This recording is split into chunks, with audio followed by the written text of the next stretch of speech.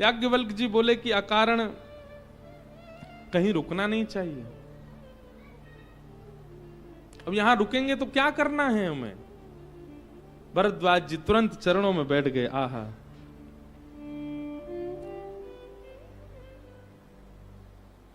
याज्ञवल्क्य मुनि परम विवेकी, भरद्वाज राखे पद टेकी, सादर चरण सरोज पखारे, अति पुनीत आसन बैठारे। आसन पर बैठा करके क्या कह रहे हैं?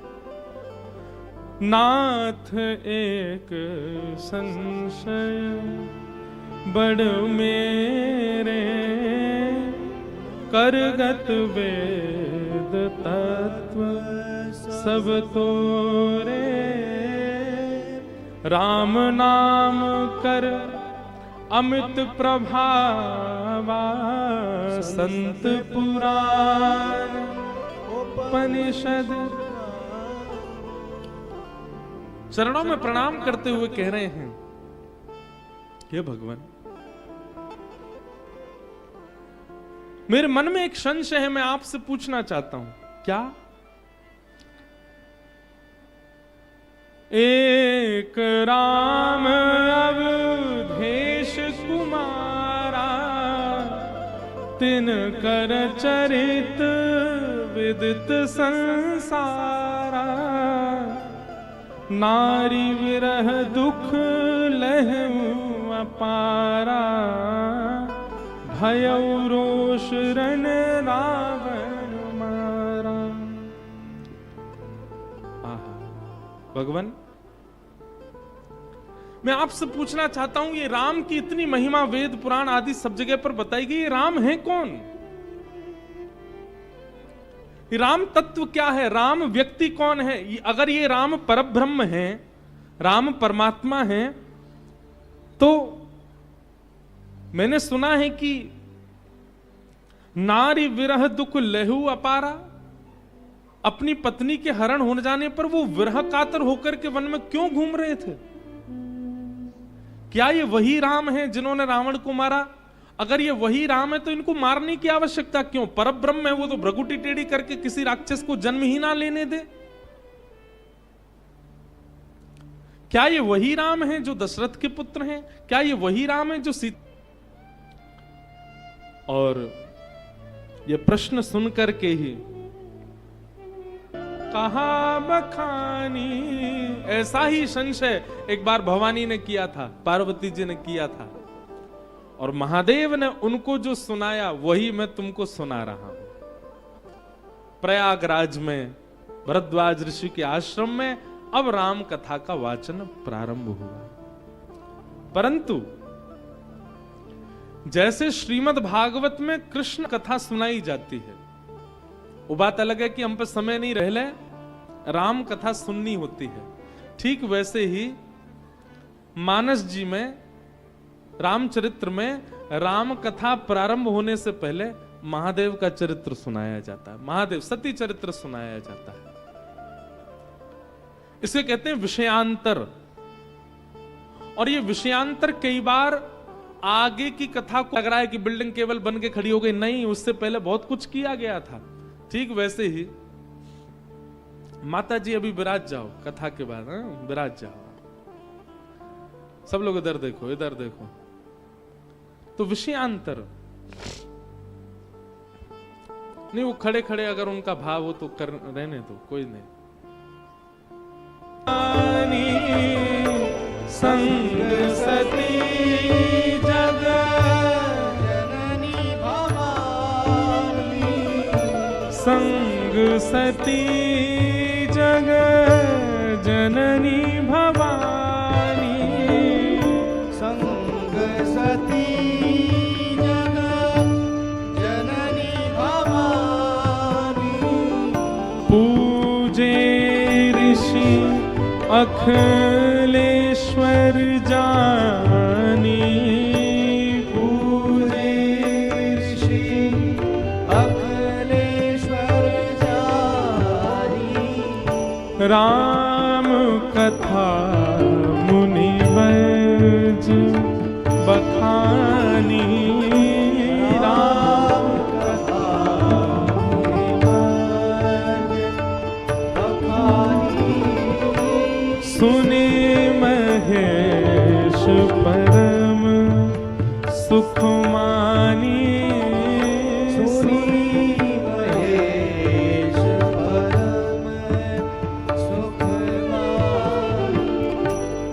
ऋषि पूछी हरि भगति सुहाई, ऋषि पूछे हरि भगति। गए हैं।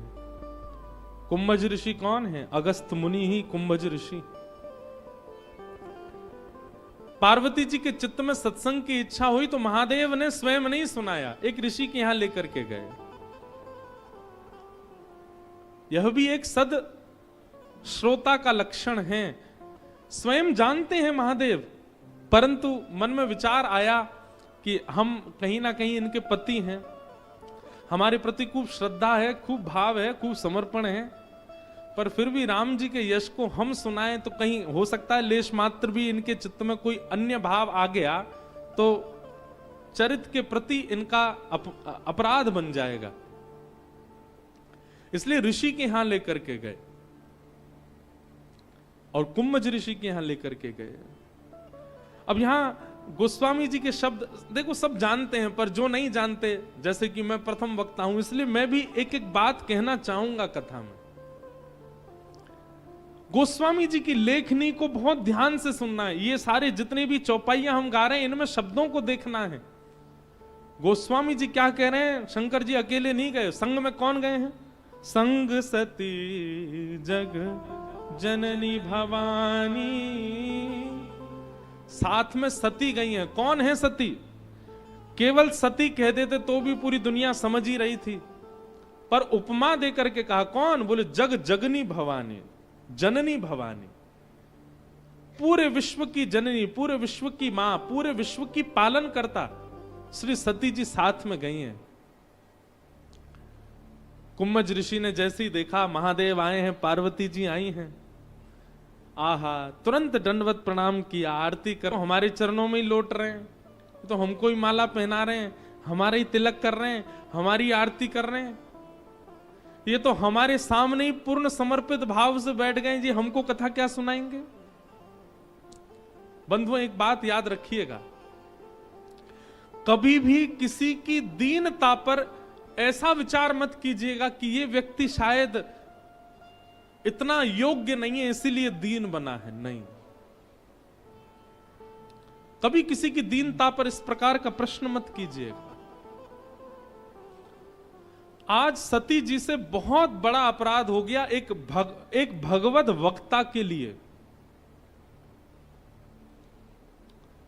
वक्ता चाहे जैसा हो, भले ही आपसे उम्र में छोटा है, भले ही आपसे ज्ञान में भी इतना वयोवृद्ध नहीं है, भले ही आपसे धन में भी तीक्ष्ण है, वक्ता है, आपको उसको सम्मान देना होगा। आप वक्ता को सम्मान दीजिए, कथा अपने आप आपको परिवर्तित कर देगी। अगर वक्ता के प्रति आपका सम्मान का भाव नहीं है तो वही होगा जो सती जी के साथ में हो रहा है। संपूर्ण सती चरित्र में जो विचलनता आई है, जो डगमगाहट आई है, वो केवल इसलिए आई क्योंकि कथा और कथा के वक्ता के प्रति उनका ऐसा भाव हो गया। सती जी बोली, ये हमको क्या कथा सुनाएंगे, ये तो हमारे चरणों में लौट रहे हैं, हम तो इनसे जगदीश्वर के बारे में जानने आए थे, जे तो हमको ही जगदीश्वर मान रहे हैं, ये हमको क्या कथा सुनाएंगे। वक्ता के प्रति सूक्ष्म अपराध बन गया सती से। राम कथा मुनि वर्ज बखानी, सुनि महेश परम सुख मानी। महादेव की स्थिति तो ऐसी हो गई कि यहां कुंभज ऋषि कथा सुना रहे हैं और महादेव भाव विह्वल होते जा रहे हैं। ऋषि पूछी हरि भगत सुभाई, कही शंभु अधिकारी पाई।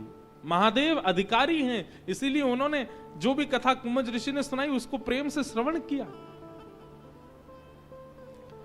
कथा श्रवण करने कुछ दिन तक कथा श्रवण करने के बाद मुनि सन विदा माग त्रिपुरारी, चले भवन संग दक्ष कुमारी।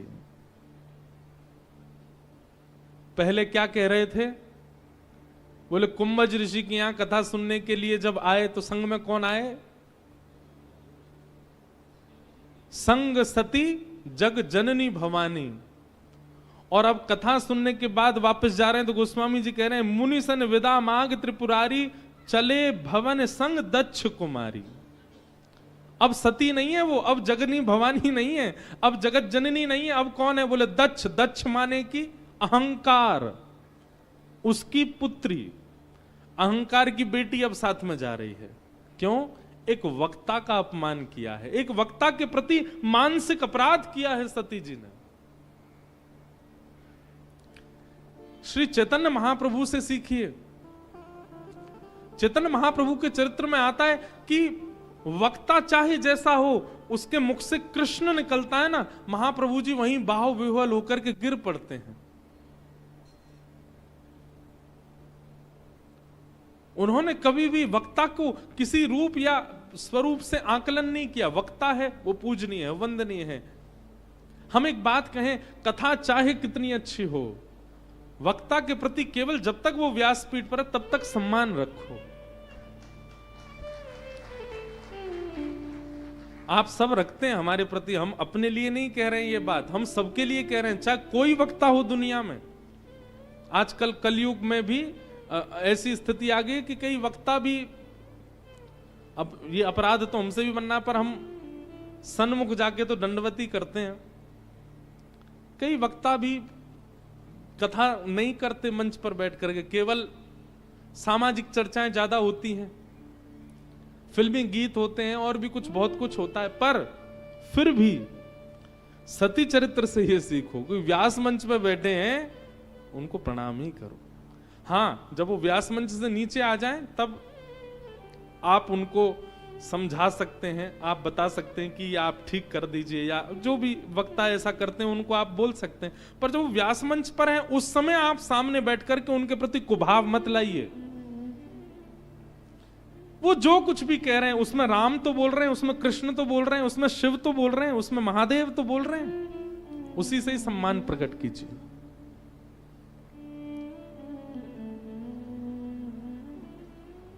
आहा, जैसे ही महादेव कथा श्रवण करके आए, महादेव के तो नेत्र सजल थे। महादेव की तो स्थिति ऐसी है कि जब से कुंभज ऋषि के आश्रम से चले, थोड़ी देर चलते हैं और फिर बैठ जाते हैं, और बैठ करके भाव में भर करके राम जी को स्मरण करके रोने लग जाते हैं। कथा ऐसा ही कर देती है,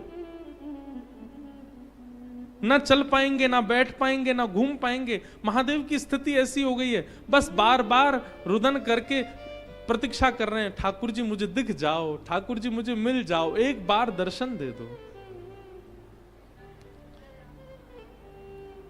आहा,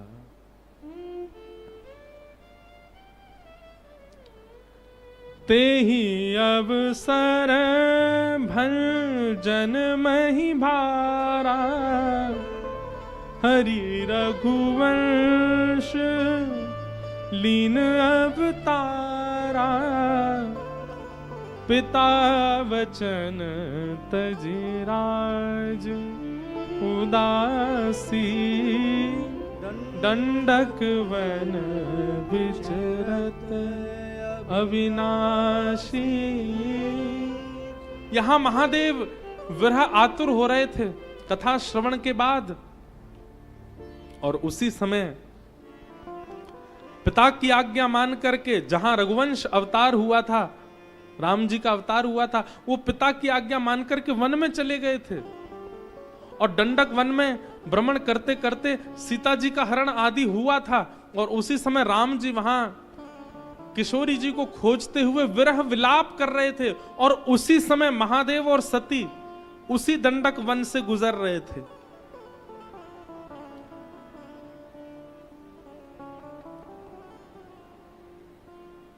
महादेव के चित्त में चली रहा था कि मुझे साक्षात दर्शन हो, और वो दर्शन हुआ। किस रूप में दर्शन हुआ।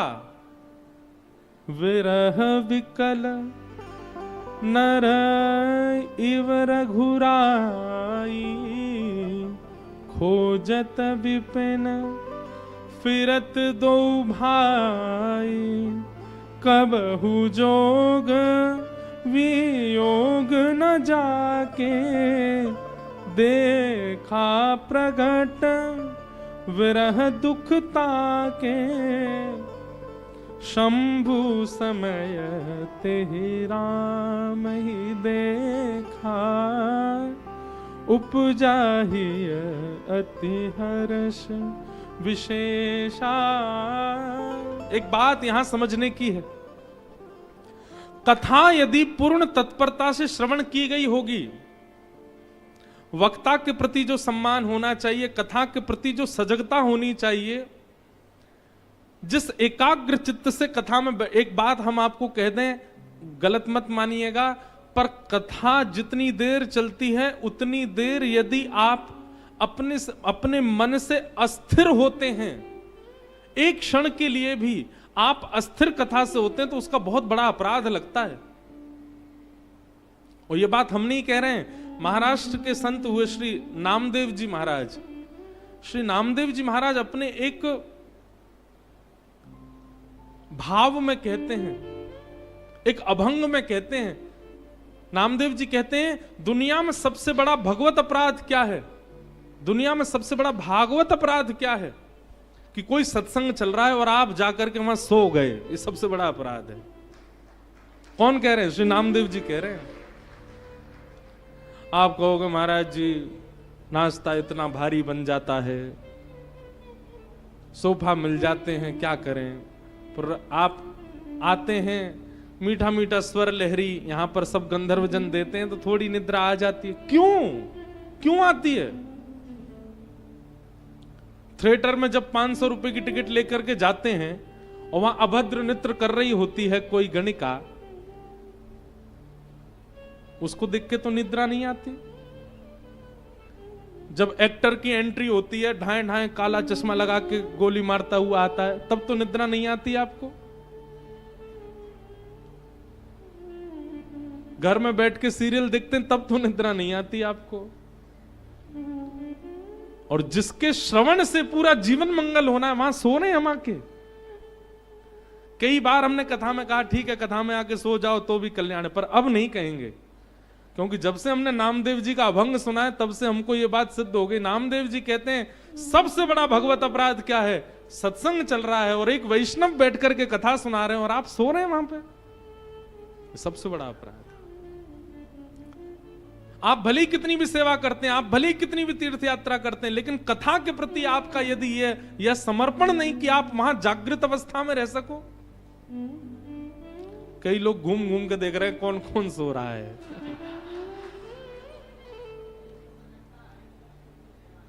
निद्रा नहीं। अब आप ये सोचिए, हम तो मानव हैं, साक्षात पराम्बा जगदम्बा जगत जननी भवानी, उनसे इतना सा अपराध कथा के प्रति बन गया। पूरी रामचरित्र का प्रारंभ भी वहीं से हो गया। सीता सती वियोग ही वहीं से प्रारंभ हो गया। कितना कुछ बिगड़ गया केवल कथा के प्रति असम्मान करने से। हम आके सो जाते हैं कथा में? नहीं। हम कल से जब से ये चरित्र पढ़ रहे हैं ना, हमारे मन में एक ही बात घूम घूम के आ रही है कि मानस जी के प्रारंभ में सती चरित्र में कथा और कथा वक्ता के प्रति कितनी सतर्कता रखने की यहां पर बात बताई जा रही है। व्यास मंच के बिल्कुल सन्मुख बैठ करके आप व्यास मंच को वो सम्मान नहीं देते, केवल 2.5 घंटे। कितना बड़ा अपराध कर रहे हैं आप।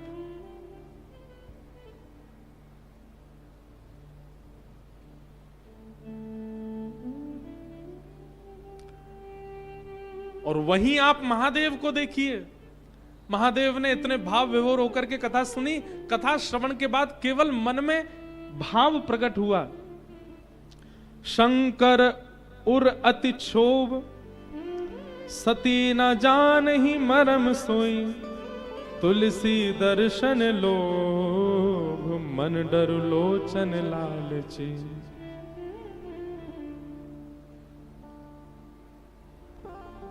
शंकर जी को बहुत क्षोभ है इस बात का कि सती मेरे साथ गई और इसने कथा को भाव से श्रवण नहीं किया। लेकिन शंकर जी के चित्त में है कि मुझे राम जी का दर्शन हो जाए, और उसी अवसर विरह विकल नर एव रघुराई, कथा में सजग रहने का यह फल मिला है कि कथा विश्राम होते ही कुछ ही क्षणों में ही राम जी का प्रत्यक्ष दर्शन हो गया। महादेव को दिख गए सामने। आहा, जैसे ही दिखे हैं राम जी दूर से दिखने लगे, और राम जी की स्थिति क्या है? विरह व्याकुल हैं राम जी, वृक्षों को स्पर्श करके रुदन कर रहे हैं, ढूंढ रहे हैं अपनी सीता जी को।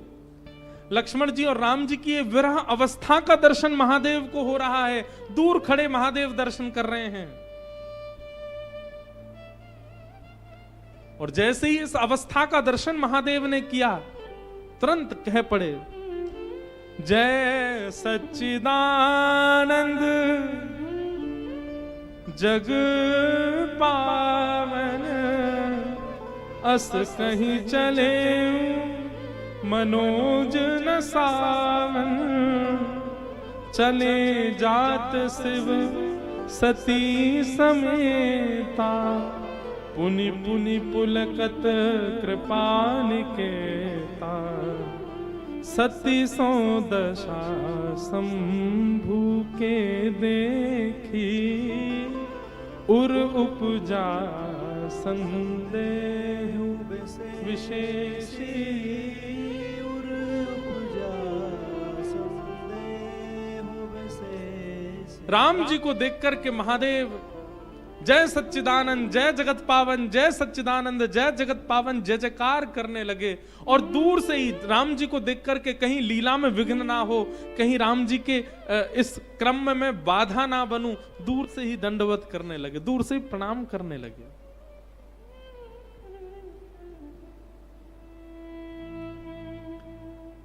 इस अवस्था को देख सती मन में विचार करने लगी, ये क्या हो रहा है?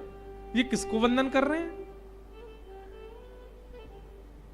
ये विरह आतुर दो राजकुमार घूम रहे हैं, वनवासी राजकुमार घूम रहे हैं, और उनको देख करके हमारे पति परमेश्वर साक्षात जगत नियंता जगदाधार देवादिदेव महादेव उनको प्रणाम कर रहे हैं। यही होता है,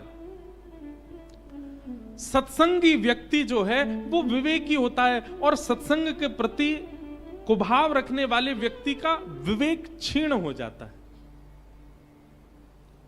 वो समझ ही नहीं पाता कि ये सब स्थिति व्यवस्था क्या चल रही है।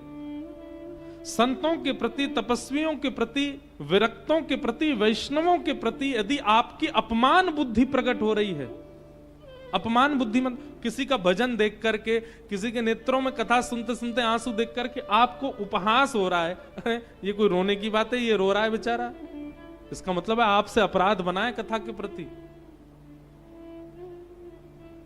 सती मन में विचार कर रही हैं, ये सब क्या हो रहा है? हमारे महादेव स्वयं इतने पूजनीय, महादेव के चरणों में देवता गंधर्व आदि सब लोग नाक रगड़ने के लिए आते हैं, ये स्वयं इतने वंदनीय, स्वयं इतने पूजनीय, और ये वनवासी राजकुमार जो अपनी एक पत्नी के खो जाने पर विरह आतुर होकर घूम रहे हैं, ये उनको प्रणाम क्यों कर रहे हैं?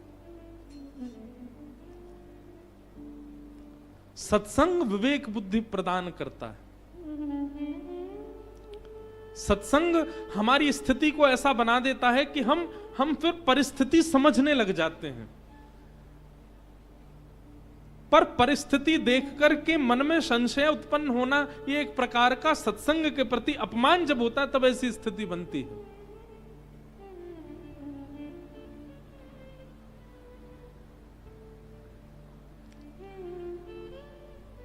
महादेव से पूछा, ये कौन है आप जिनको प्रणाम कर रहे हैं?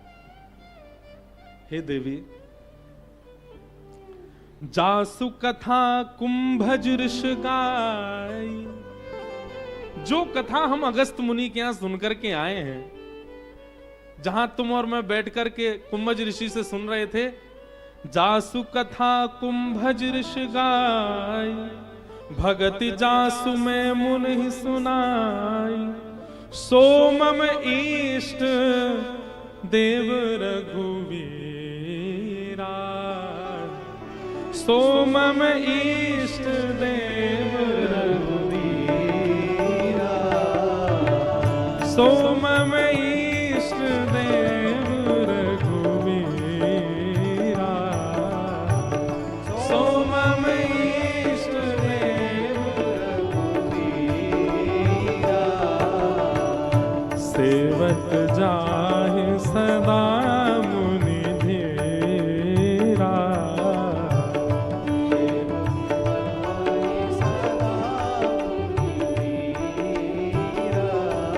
मुनि धीर जोगी सिद्ध संतत विमल मन जिहि ध्यावहि, कहि नेति नेत मुरान आगम जासु कीरत गावहि, सोई राम व्यापक ब्रह्म भुवन निकाय पतित माधनि, अवतरै अपने भगत हित तंत्र नितर गुण हे, से मम इष्ट देव रघुवीरा, से मम इष्ट देव रघुवीरा, से मम इष्ट देव रघुवीरा, से मम इष्ट देव रघुवीरा। अरे देवी, तुम पहचानी नहीं इनको? कुंभज ऋषि ने जिनके रूप का वर्णन किया था, वनवासी रूप का, उन्होंने बताया था ना कैसे वनवासी भेष में कैसी जटाजूट धारण किए, नन्हे से सुकोमल से हमारे श्री राम जी, साथ में दशरथ भैया सीता जी के हरण के बाद उनके विरह में व्याकुल होकर के उनको खोज रहे हैं। अरे ये वही राम जी हैं जिनकी कथा हम सुनकर के आए हैं। मेरे इष्ट देव, जिनको सब संत प्रणाम करते हैं, जिनके चरणों में सब मुनिजन सिर नवाते हैं, पूरा ब्रह्मांड जिनके अधीन रहता है, ये वही हैं।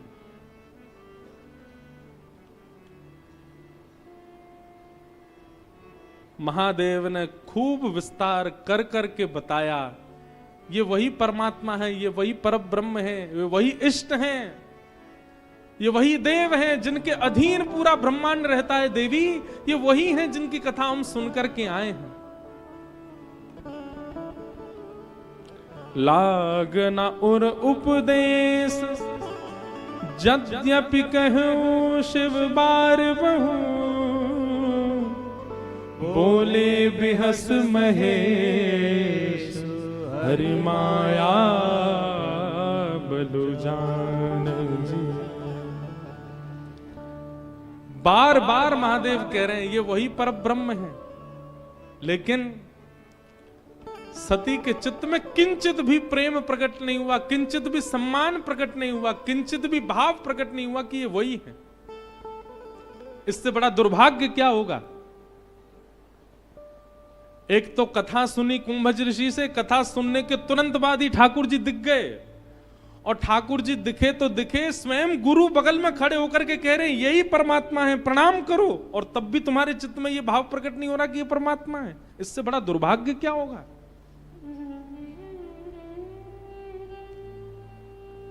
अरे कोई गुरु बताए, कोई माता पिता बताएं, भाई बंधु बताएं कि परमात्मा, उनके प्रति भाव उत्पन्न ना हो, समझ में आता है। क्या सती जानती नहीं है कि साक्षात देवादिदेव महादेव हैं?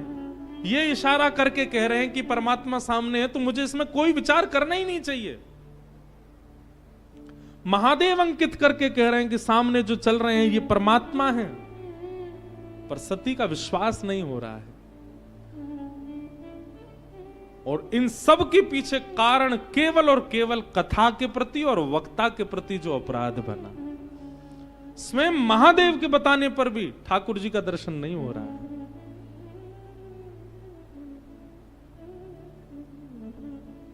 महादेव कह रहे हैं ये वही हैं, प्रणाम करो।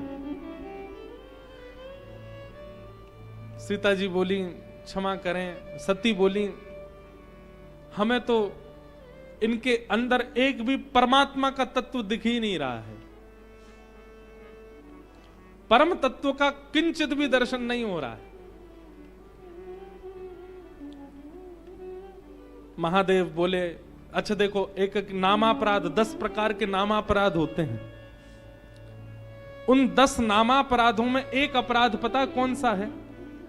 एक बार किसी को बता दिया कि ये परमात्मा है, ये रामेश्वर भगवान है, ये रामेश्वर तीर्थ है, एक बार बताने के बाद भी सामने वाला व्यक्ति वहां अपराध कर ही रहा है,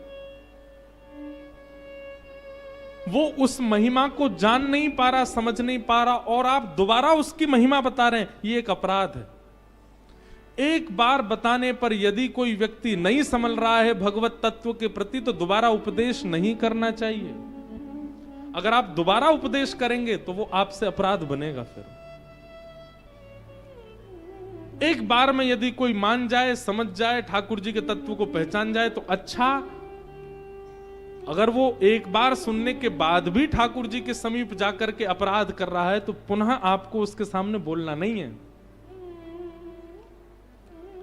महादेव ने वही किया, पर महादेव ने तो यहां पर लिखा है कि बार बार समझाया, 2-4 बार कहा, ये सती हैं, जगदम्बा हैं, मान जाएंगी, समझ जाएंगी। पर जब भी सती नहीं मानी, नहीं समझी, प्रणाम कर भी रही हैं तो केवल दिखावे में कर रही हैं, मन से नहीं कर रही हूं। महादेव तो सब जानते हैं। महादेव समझ गए कि जब ये मेरे बताए भाव को भी नहीं समझ पा रही हैं, मैं जब कह रहा हूं कि परमात्मा तो भी नहीं जान पा रही, तो अब और क्या करूं मैं। जो तुम्हारे मन अति संदेह, जो तुम्हारे मन अति संदेह, तो किन जाए परीक्षा ले, तो किन जाए परीक्षा ले।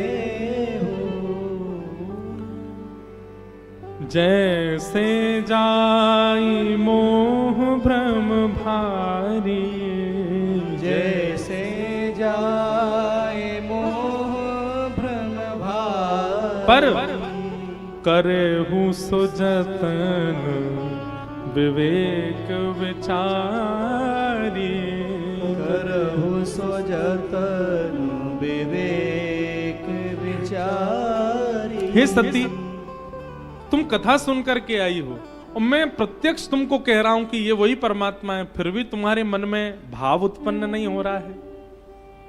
अब एक काम करो, जो तुम्हारे मन अति संदेहु, तो किन जाई परीक्षा, तुम जाके परीक्षा ले लो भगवान की।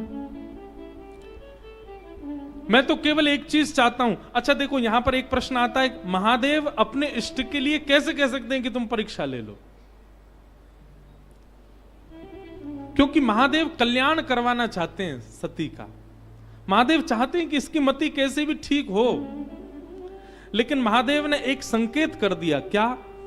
जैसे जाए मोह भ्रम तोरा, आपका भ्रम जैसे जाए, जैसे जाए मोह भ्रम भारी, आपका भ्रम जिससे भी दूर हो वो करो, पर एक चीज का विचार करना, करे हु सो जतन विवेक विचारी। परीक्षा ले तो लेना, लेकिन बहुत विवेकपूर्ण होकर के। ये कोई सामान्य नहीं है, साक्षात हमारे इष्ट हैं, साक्षात देवादि देव के भी देव हैं। कोई हल्की ओछी बात मत कर देना, विवेक युक्त होकर के जाना इनके सामने।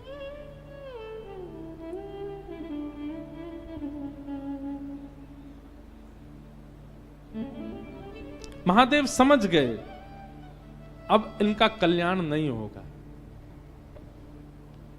क्यों? इतनी बार, और ये कोई प्रकरण बहुत दिनों तक का नहीं है, कुछ ही दिनों का है। इतने दिन के प्रकरण में भी ये भगवत दर्शन नहीं कर पा रही, समझ पा रही, तो निश्चित है अब इनका कल्याण नहीं हो पाएगा। मैं स्वयं बता रहा हूं, परमात्मा है सामने, तो भी नहीं समझ रही है, अब इनका कल्याण संभव नहीं है। और दूसरी बात, अब एक बात यहां और आती है कि महादेव ने कहा जाओ परीक्षा ले लो। ये एक अंतिम बार महादेव ने चेक करना चाहा कि सती ठीक है कि नहीं। महादेव सोच रहे हैं कि अब इसका कल्याण नहीं होगा, लेकिन ये ना उठे और हाथ जोड़ के कहे नहीं नहीं अब आप कह ही रहे हैं तो मैं मान लेती हूं, तो समझ जाऊंगा कि चलो एक बार और कथा सुनाएंगे तो शायद अब कल्याण हो जाएगा। परंतु परीक्षा लेने के लिए महादेव ने मानो द्वार खोल के कह दिया, जाओ परीक्षा ले लो। और जैसे ही सती उठ के परीक्षा के लिए खड़ी हुई, महादेव उसी समय नेत्र बंद करके बोले अब कुछ नहीं हो सकता।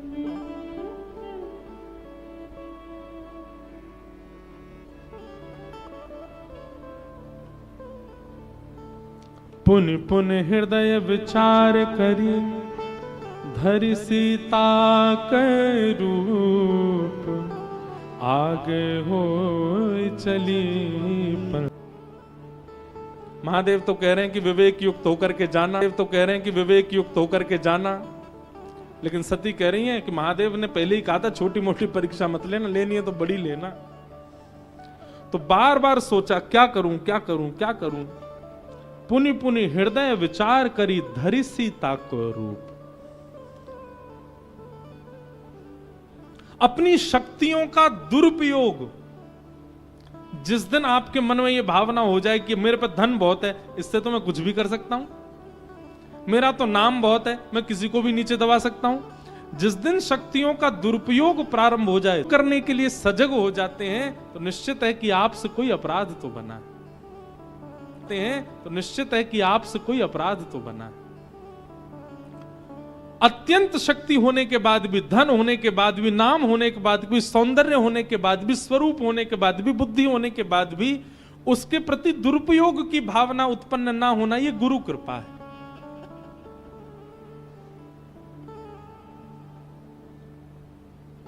हम पे रूप बहुत सुंदर है, हम तो किसी को भी अपना बना सकते हैं, यह दुरुपयोग है रूप का।